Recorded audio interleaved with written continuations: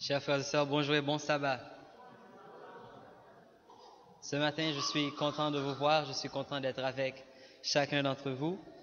Et je remercie Dieu pour l'opportunité qu'il m'a donnée d'être ici ce matin avec vous. Je remercie le corps pastoral pour cette opportunité. Je remercie la lecture biblique, le groupe de louanges et aussi ce beau chant spécial par le frère Kobe et la sœur.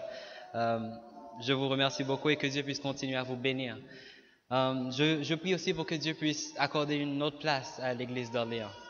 Et si vous le voulez vraiment, vous savez que Dieu donne toujours à ses enfants ce qu'ils veulent.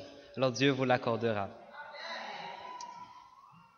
Ce matin, le titre de mon message est Le serpent d'airain. Le serpent d'airain. Et comme vous avez remarqué, cette histoire se trouve dans le livre de Nombres. Moi, je déteste les mathématiques. Je déteste les mathématiques. Alors, le livre de Nombres, ce n'est pas un livre, c'est pas un livre que je prête pas souvent attention à ce livre, au livre de Nombres. Mais cette semaine, en méditant sur le passage choisi, et aussi sur d'autres versets et d'autres chapitres, j'ai réalisé que le livre a beaucoup d'informations, beaucoup de choses que nous pouvons apprendre en tant que chrétiens, beaucoup de choses qui sont là pour nous guider. Et une chose que j'ai appris, c'est que, en fait, le livre couvre une période de 38 ans.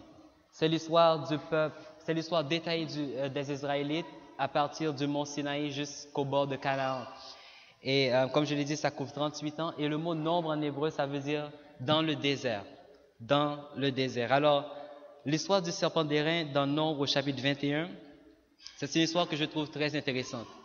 Et ce matin, nous allons passer un peu de temps à méditer sur cette histoire. Juste avant de commencer, prions ensemble. Éternel, notre Père et notre Dieu, ce matin, nous voulons que tu te présentes, que tu parles à ton peuple, que tu m'effaces complètement et que tu parles à ton peuple. Il y a une personne aujourd'hui dans l'assemblée qui doit entendre ce message. Je te demande, Seigneur, de m'effacer et de parler à tes enfants. En Jésus-Christ, je te prie. Amen. Alors, juste avant d'analyser le texte du jour, nous allons voir un peu l'histoire du peuple d'Israël. Joseph et ses frères sont morts en Égypte. Genèse 50 conclut avec la mort de Joseph et de ses frères. Et leurs descendants, les enfants d'Israël, se sont multipliés dans le pays d'Égypte. Ils étaient des immigrants en Égypte. Alors ils se sont multipliés, ils sont devenus prospères, ils sont devenus de plus en plus puissants. Et les Égyptiens qui habitaient déjà en Égypte sont devenus jaloux. Alors à l'arrivée d'un nouveau roi d'Égypte, un roi qui ne connaissait pas Joseph, ce roi décida de prendre les moyens nécessaires pour faire cesser la croissance des Israélites. Alors l'idée c'était de les mettre en esclavage, de les réduire à une dure servitude, de rendre leur vie amère par des travaux dans les champs, des travaux de construction, à bâtir des pyramides, à bâtir des monuments, plusieurs autres choses. Et pour aller plus vite, le libérateur est né, Moïse est né. Et c'est Moïse qui va délivrer le peuple d'Israël de l'esclavage. Et Dieu a entendu le cri des Israélites. Dieu a utilisé Moïse pour délivrer ses enfants de l'esclavage. Ce qui nous montre que Dieu est un Dieu fidèle. Et après avoir parcouru une bonne distance avec Moïse, en avant de la mer Rouge, ils ont commencé à se plaindre. Ils ont dit, mais Moïse, il n'y avait pas de cercueil en Égypte. Pourquoi tu nous amènes ici dans ce désert perdu? Il n'y avait pas de cercueil là-bas, on pouvait juste rester là-bas. Mais Moïse leur dit, ne craignez rien, restez en place. L'Éternel combattra pour vous. La mer s'est ouverte en deux. Ils ont tous vu la grandeur et la puissance de Dieu. La mer s'est ouverte en deux et ils ont pu traverser en toute sécurité. Dans le désert, Dieu s'est manifesté en colonne de nuée pour les guider, en colonne de feu pour les éclairer la nuit. Et tout ce que le peuple faisait, ils murmuraient, ils se plaignaient contre Dieu et contre Moïse. Ils avaient soif, Dieu les a donné de l'eau à boire. Ils avaient faim, Dieu les a donné la manne, mais ils ont dit, nous on veut de la viande. Et un des plus grands thèmes du livre de Nombres, c'est la grande fidélité de Dieu. Pendant 40 ans, Dieu a nourri le peuple d'Israël. Pendant 40 ans, Dieu a pourvu à leurs besoins. Mais à cause de leur ingratitude, ils ne pouvaient ni voir ni jouir des bénédictions de Dieu. Le voyage était seulement supposé d'être 11 jours. Ça prend seulement 11 jours pour aller d'Égypte à Canaan. Seulement 11 jours. Pouvez-vous vous imaginer que le voyage les a pris 40 ans? Pas 40 jours, pas 40 mois, 40 ans. 40 ans à tourner dans le désert en rond. Ceci nous dit que l'ingratitude et le manque de foi, ça fait tourner en rond. Et le pire, c'est que le peuple n'est même pas rentré. Il y a seulement 2 personnes qui sont entrées, les 2 espions. À cause de leur manque de foi, de leur ingratitude, ils n'ont pas pu voir la terre promise. Alors, si on revient dans Nombre au chapitre 21, verset 4 à 9, le verset 4 nous dit « Ils partirent de la montagne de Hor par le chemin de la mer Rouge pour contourner le pays d'Édom. Le peuple s'impatiente en route. » Alors, les Israélites étaient en route pour Canaan et ils passèrent près de la mer Rouge. Et ils ont commencé à se plaindre. En passant près de la mer Rouge, on aurait pensé qu'ils se souviendraient qu'ils étaient des esclaves en Égypte. On aurait pensé qu'ils seraient reconnaissants que Dieu avait ouvert la mer Rouge en deux afin qu'ils puissent traverser. Mais non. Ils ont dit à Moïse, pourquoi on est ici? On fait quoi ici? Pourquoi il n'y avait pas de cercueil en Égypte? Pourquoi tu nous as fait venir ici? Et le pire dans tout cela, au verset 5, ils ont dit, notre âme est dégoûtée de cette misérable nourriture. Ils ont dit, notre âme est dégoûtée de cette misérable nourriture. La nourriture que Dieu a lui-même préparée, la manne que Dieu les a donnée. Ils ont dit, notre âme est dégoûtée par cette misérable nourriture. J'aurais peut-être compris si c'était du maïs moulin ou du pitimi, mais ça c'est le pain venu des cieux, le pain que Dieu a lui-même préparé. Et la Bible nous dit que la manne avait le goût d'un gâteau au miel et que c'était très enrichissant et très nutritif. Mais ils ont dit à Moïse, Moïse, il n'y a pas d'eau, il n'y a pas de pain, la nourriture est dégueulasse. Et au chapitre 11, j'ai vraiment vu c'est quoi leur problème. Au chapitre 11 du livre de Nombre, au verset 6. Au verset 6, ils ont dit à Moïse, nous nous souvenons des poissons que nous mangions en Égypte et qui ne coûtaient rien, des concombres, des melons, des poireaux, des oignons, des os. Maintenant notre âme est desséchée, plus rien. Nos yeux ne voient que de la manne. Ils ont dit à Moïse, nos yeux ne voient que de la manne.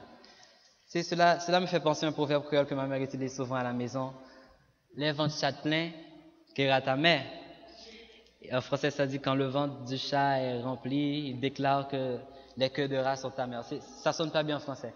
Mais il y a 5 choses. Il y a 5 choses ici que le peuple d'Israël a fait qui déplut à l'Éternel. La première chose, c'était leur impatience. C'est vrai qu'ils pouvaient traverser le pays d'Édom pour se rendre à Canaan.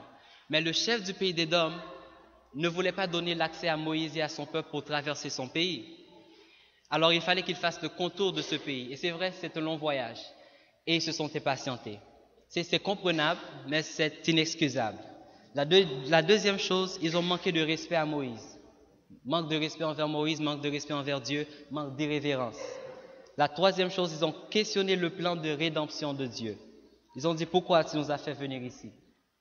La quatrième chose, ils ont douté de la providence de Dieu. Ils ont dit, il n'y a pas d'eau, il n'y a pas de pain. La cinquième chose, ils ont dénigré la provision de Dieu en disant que la nourriture est misérable. Ils n'ont pas reconnu la puissance de Dieu. Ils n'ont pas apprécié sa générosité. Ils n'ont pas reconnu sa miséricorde. Ils n'ont pas accepté sa souveraineté et ils n'ont pas cru en sa parole, en sa promesse. Voilà la gravité du péché. Voilà la gravité du péché. Ils ont déshonoré Dieu. Frères et sœurs, Dieu est un Dieu d'amour, un Dieu de bonté et de justice, mais il punit aussi ses enfants. À cause de sa justice, il punit ses enfants lorsqu'ils agissent d'une mauvaise façon. Et au verset 6, on voit le jugement de Dieu. Il est dit, l'Éternel envoya contre le peuple des serpents brûlants. Ils mordirent le peuple et il mourut beaucoup de gens en Israël. Dieu a-t-il mal agi? Non. On voit ici que Dieu discipline ses enfants. Et on ne peut pas juger la façon que Dieu discipline ses enfants. Dieu voulait montrer au peuple d'Israël la gravité du péché. Il voulait leur faire savoir que tout péché, tout esprit de rébellion devrait être puni. Alors ce jour-là, dans le désert, les longs serpents venimeux ont envahi le camp. Et ces serpents avaient une couleur brûlante. Alors la couleur était peut-être rouge. Et lorsqu'ils mordaient une personne, leur venin mortel se transmettait dans le sang de cette personne et les personnes contractaient une grande fièvre et mouraient à l'instant même. Ou de grandes plaies, ou de grosses plaies se levaient sur leur peau. Il n'y avait pas d'antidote. Petits, jeunes, grands, vieillards, éduqués ou non, ils étaient tous soumis à la mort. Et la Bible dit que beaucoup de personnes étaient mortes en Israël. Si on regarde vite fait dans 1 Corinthiens 10 au verset 9, Paul nous dit « Ne tentons point le Seigneur, comme le tentèrent quelques-uns d'eux qui périrent par les serpents. Ne murmurez point, comme murmurèrent quelques-uns d'eux qui périrent par l'exterminateur. Ces choses leur sont arrivées pour servir d'exemple, et elles ont été écrites pour notre instruction, à nous qui sommes parvenus à la fin des siècles. » Lorsqu'ils ont finalement réalisé leurs problèmes, lorsqu'ils ont finalement réalisé qu'ils ont mal agi, qu'ils ont péché contre Dieu et contre Moïse, ils sont venus à Moïse et ils ont dit « Nous avons péché, car nous avons parlé contre l'Éternel et contre toi. » Ils ont dit à Moïse « Prie l'Éternel, afin qu'il éloigne de nous ces serpents. » Moïse pria pour le peuple. Et au verset 8, Dieu entendit la prière de Moïse. Et il dit à Moïse, « Fais-toi un serpent brûlant et place-le sur une perche. Quiconque aura été mordu, le regardera. Quiconque aura été mordu et le regardera, conservera la vie. » Ici, je vois l'image d'un Dieu de grâce et d'un Dieu d'amour. Après tout ce que le peuple lui fit, il pourvoit et il prend soin d'eux. C'est vrai qu'il les a punis. La punition, ça fait partie de l'amour et les parents le savent très bien.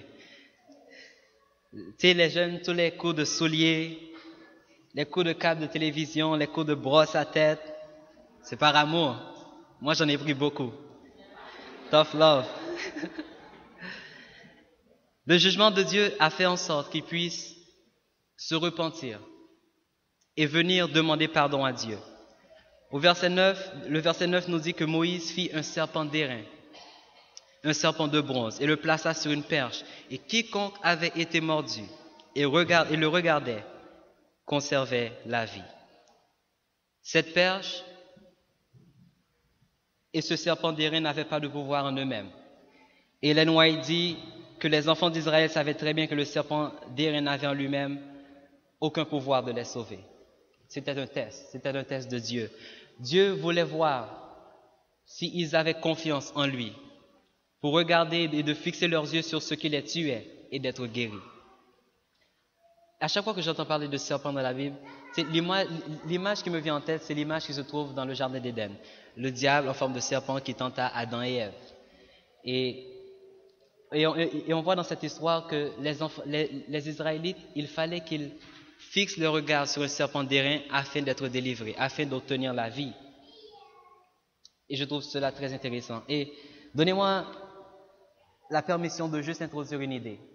L'idée n'est pas prouvée, mais je veux juste introduire l'idée, je veux juste que vous puissiez savoir quelque chose. Je ne sais pas si vous avez remarqué, mais dans tous les hôpitaux et aussi dans les voitures d'ambulance paramédiques, il y a toujours un symbole. Et ce symbole, c'est juste une image, c'est toujours un symbole avec... Il y a toujours un bâton et un serpent. Alors l'idée n'est pas prouvée. Il se pourrait que ça vienne du livre de Nombres, mais ça peut avoir des origines païennes. Alors c'est juste l'idée que je veux introduire dans votre tête, que il se pourrait que cela vienne du livre de Nombres, mais l'idée n'est pas prouvée. Je veux juste que vous puissiez réfléchir à cela. Dans les nouvelles dernièrement, j'ai vu qu'un serpent venimeux est rentré dans une maison et a mordu une petite fille de 6 ans. Et par le temps qu'elle arrive à l'hôpital, le venin s'était déjà propagé dans son corps. Sa condition s'était détériorée et elle est morte. La race humaine, par leur désobéissance aux principes de Dieu, a aussi été mordue. Et ce venin mortel, le péché, s'est trouvé en nous. Il n'y avait aucune antidote pour nous guérir. L'espérance n'avait pas sa place parmi nous. C'était la mort qui nous attendait, les bras ouverts. La Bible nous dit que le salaire du péché, c'est la mort. Il n'y avait rien que la race humaine pouvait faire pour se sauver. Mais le verset ne s'arrête pas là. Oui, le salaire du péché, c'est la mort. Mais le don gratuit de Dieu, c'est la vie éternelle en Jésus-Christ, notre Sauveur. Le symbole du serpent d'airain sur la perche est, comme dit le terme anglais, un foreshadowing, une préfiguration de la mort de Christ sur le bois du calvaire pour sauver la race humaine. Les deux ont été élevés pour sauver les hommes de la mort. Dieu a utilisé ce qui nous tuait. J'ai trouvé cela très intéressant. Dieu, dans le désert, les serpents piquaient les Israélites et ils mouraient. Dieu a utilisé ce serpent, le serpent d'airain. Il a dit à Moïse, fais-toi un serpent d'airain, mets-le sur une perche. Quiconque le regardera aura la vie. Dieu a utilisé ce qui les tuait pour les sauver. C'est la même façon pour Jésus. Lorsque Jésus est venu sur la terre, la Bible nous dit que Jésus est devenu lui-même péché afin de nous sauver. Et 2 Corinthiens 5 au verset 21 dit, celui qui n'a point connu le péché, Dieu l'a fait devenir péché pour nous, afin que nous devenions en lui la justice de Dieu. Ce qui nous tuait, Dieu l'a élevé sous nos yeux, afin que tous puissent voir qu'il a de la puissance sur les serpents brûlants, afin que tous puissent voir qu'il a de la puissance sur le péché. Et en d'autres mots, Dieu dit à Moïse, mais fais un serpent d'airain. Le serpent d'airain sera placé sur une croix, afin que quiconque aura été mordu et le regardera ne périra point, mais aura la vie. Plus tard dans le Nouveau Testament, on voit un docteur en théologie qui s'introduit en cachette, Nicodème. Il viendra voir Jésus en cachette pour initier un petit débat théologique. Et il demanda comment un homme peut-il être né de nouveau? Comment est cela possible? Nicodème était un homme religieux. Il connaissait très bien l'histoire du serpent d'airain qui se trouve dans Nombre. Alors Jésus reprit l'histoire et lui dit, comme Moïse éleva le serpent dans le désert, il faut de même que le Fils de l'homme soit élevé, afin que quiconque croit en lui ait la vie éternelle. Et Jésus lui dira par la suite dans Jean 3, verset 16, car Dieu a tant aimé le monde, qu'il a donné son Fils unique, afin que quiconque croit en lui ne périsse point, mais ait la vie éternelle. Frères et sœurs, Jésus s'est comparé au serpent d'airain dans le désert. Il confirme à Nicodème qu'il est celui qui donne la vie, qu'il est celui qui restaure le passé de ses enfants, qu'il est celui qui donne le pouvoir, qu'il est celui qui a le pouvoir sur ce venin mortel, sur le péché. Le péché n'a plus de pouvoir sur nous. Jean 12, verset 32, Jésus dit, « Et moi, quand j'aurai été élevé de la terre, j'attirerai les hommes vers moi. » Frères et sœurs, frères et sœurs, amis visiteurs, ceci nous dit que nous avons tous besoin de Jésus.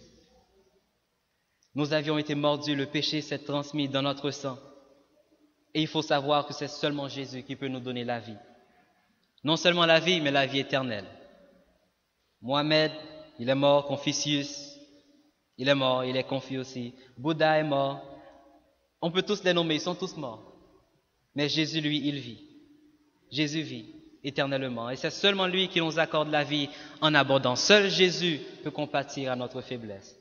Tout ce qu'il faut qu'on fasse, c'est de fixer nos yeux sur lui. C'est de le regarder. C'est de croire qu'il peut nous sauver. Trop souvent, ce qui nous tue, c'est que nous tardons à venir à lui. Nous nous lamentons sur nos péchés. Et Ellen White dit dans Conseil à l'Église, au désert, quand le Seigneur permit à des serpents venimeux de mordre les Israélites rebelles, Moïse reçut l'ordre de dresser un serpent d'airain et d'inviter tous les blessés à le regarder et à vivre. Plusieurs ne crurent pas à l'efficacité du remède indiqué par le ciel. Entourés qu'ils étaient de morts et de mourants, ils se savaient perdus sans le secours divin. Ils continuaient néanmoins à se lamenter au sujet de leurs blessures, au sujet de leurs douleurs, au sujet de leur mort imminente, jusqu'au moment où leur force était épuisée, leur vue obscurie, alors qu'une guérison instantanée leur était offerte. Une guérison instantanée leur était offerte. Une guérison instantanée nous est offerte aussi. Comme vous le savez, une guérison instantanée nous est offerte aussi à cause le péché nous devons regarder à Jésus-Christ et nous serons guéris instantanément. Et vous savez que le remède de notre empoisonnement, c'est seulement Jésus-Christ. C'est seulement le sang de Jésus-Christ qui peut nous sauver. Ce matin, je vous invite à ne pas tarder et à regarder à Jésus. Pilate dit dans Jean 19 au verset 5, « Behold the man » voici l'homme. Et Jean le Baptiste dira aussi, « Behold the Lamb of God » voici l'agneau de Dieu. Voici l'agneau de Dieu qui ôte le péché du monde. L'agneau de Dieu qui ôte le péché des membres d'Orléans. L'agneau de Dieu qui ôte le péché de chaque personne ici présente. En quelques mots, Pilate et Jésus ont résumé le comment de l'évangile. Behold, voici, regardez, fixez vos yeux. Regardez, voici celui qui délivre, celui qui sauve. Moïse éleva la perche du serpent d'airain. Dieu éleva la croix de Jésus-Christ afin que ses enfants puissent vivre. Les deux n'ont aucune puissance si ce n'est Dieu. Bien avant Jésus-Christ, bien avant et bien après Jésus-Christ, il y a des gens qui mouraient sur la croix.